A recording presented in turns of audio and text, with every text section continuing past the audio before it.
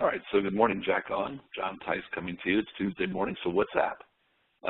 Happy Tax Day, April 15th. Hope you got your work finished. I'm doing this in the middle of my finalizing my report, which unfortunately it's how I roll.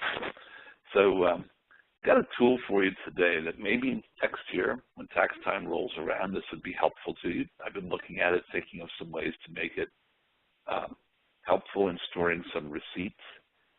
Or just a running total would be a great place to store mileage if you want to do that for the week. Put a screenshot in of something.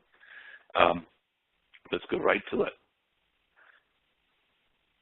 Today we're going to be looking at one of the productivity apps that I have stashed on my iPad, and this is Evernote there in the top right, the green one with the elephant. Now, if you've attended anything over the last couple of years, you've heard most speakers talking about Evernote. Evernote is an awesome note-taking and filing system. It's kind of like Dropbox. It allows you to work in the cloud. There's a very popular group in Texas that is kind of the Evernote ambassadors for the real estate business. They built their business around iPad and Evernote for creating paperless transactions. Now, what I'm showing you today is the free version. And what it allows us to do, as you can see by the screen, is to create new notes by text with a camera. You can access your photos and create some items. You can set reminders. You can create to-do lists. Now, that all sounds kind of cool, but the great thing about it, once you have Evernote set up, so I have it set up on my iPad, I have it set up on my iPhone, and I can access it through my desktop. So no matter what I do at any of those three locations, the information is updated in Evernote, and when I open a second or third device, it's open and it's active. So I've created a number of things over time that just make it kind of simple to do business. This comes before my use of Dropbox and before my real comfort with our Zip Forms program online. So I'm going to look at my notebooks, and you can see here that I've created some buyer contacts. I've created my form packets, logins, to-do lists, and then my general notebook. Now, I don't have a great records-keeping system or a great memory, so I rely on a lot of tools to help me through my day. But if you were going to meet with somebody and needed a buyer contact, when you have buyer contacts, you can create something and put all their information into here. Here's somebody I sold a home to a couple of years ago, had all their contact information, and I could quickly access it. Form packets, we all get out there in a field and you forgot a form. You just don't have access to everything. Well, I simply stored a seller packet, actually scanned in color with my consumer notice and all things that are necessary. I did this some time ago, so we may have updated a form or made a change to a policy, but I still have enough to be dangerous. And I always have it at my fingertips, so it's right with me regardless of which machine I'm accessing. You can create to-do lists, and of course my notebook, which is my private stuff of what's going on. But some of the features of Evernote, you can allow it to know where you are. And so it will create a record of you created this note, you took this picture, and here's where you were. So if I go in and say I'm going to create a new text, it knows exactly where I am, and you see here it's a note, and it knows generally that I'm between 414 and 458 South 12th Street in Lebanon, but it's going to geocode that note so I can demonstrate that, I was at your home when I took this picture, created this note, created this voice memo, and it will record those things. See here at the top under new note, I can set a reminder with it. I can add a photo to this note. So maybe I would take a picture of that wet corner in your basement that's occurring today because of the rain. And we're going to use that for negotiating tonight when we present this offer. So I can simply take a picture of that. I can either bring a picture in, or I can bring up my camera, take a picture, and get on with it. I can also record a conversation. So to the right is a little microphone. And when we tap that, it's going to bring up a wave, and it's going to start recording my voice and record everything that we say within our conversation. So, of course, you want everyone's permission if you're going to do something like that, that you're recording a conversation. But let's record a conversation with the seller about this situation, add it to a picture, and now I have a file that I can save and email to anybody I want and start to document what's going on with your wet corner in your basement, the new roof, hey, any of the hundreds of things that we get out and see. Maybe you want to get out and document that septic inspection or that meeting with the SEO while you're all standing there looking into the hole in the ground. You can take pictures, add voice notes, and really start to be the professional in the room. So we can access any number of things. When we access the camera, you start to see everything that's taking place, so we can go ahead and take pictures of documents, business cards, so forth. Our photographs, it's going to access our camera roll.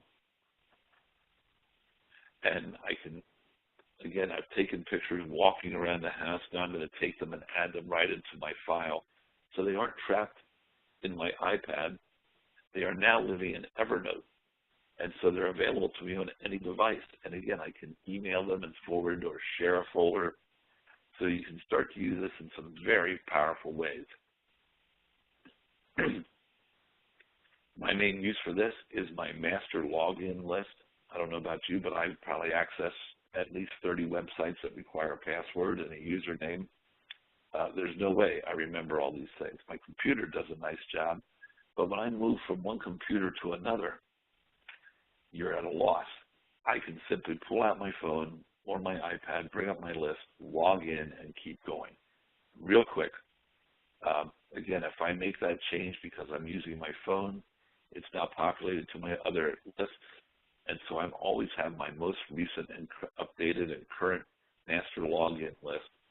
I don't have to go find my iPad to find my message. It's on every device I use. Probably one of my favorite, well, it is my favorite feature. It's the one I use the most. Again, if you need another place to set a reminder, there you go. But you can put a reminder within a file. So perhaps you've created a to-do list. And on that list, you start adding what to do. I've taken a new listing. And you can make your list. Now we'll just go ahead and update that list and start to set reminders that in 2 days, remind me to call ABC inspectors because we need to get this inspection done. On the 9th day, we need to get that reply. We're on day 15. Are you looking for that loan approval, the commitment letter? And of course, it'll work whether you're representing a buyer or seller. Just another way to create a checklist, build in reminders, and work the way you do.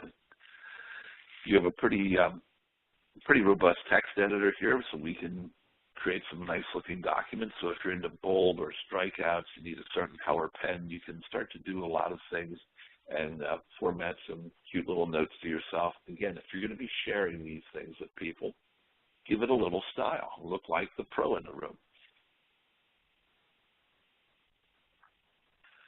So just one of the very, a couple of the very simple uses for this one. Again, it knows exactly where I am. It's showing here that I made some notes while I was in California at one point. I've made notes while I was in Hershey, while I'm here in Lebanon. And they'll follow right with you. And you can see, I don't even know what I was thinking when I was in California. Well, they're from California, so there you go. There are pretty robust help screens that will come up in here. So they pay right into their blog so you can see their announcements. And finally, what would a free program be if it didn't give you a chance to spend money? So you can update to their premium product, or you can buy a lot of choices for within it. There are a lot of products that are now plugins for using with Evernote. So Evernote Food, what a fun one. Evernote Essentials. So this is a growing area, and I'm sure you're going to continue to see things coming more and more and more. If you want to have that great Evernote graphic T-shirt, they even have their own little shopping area.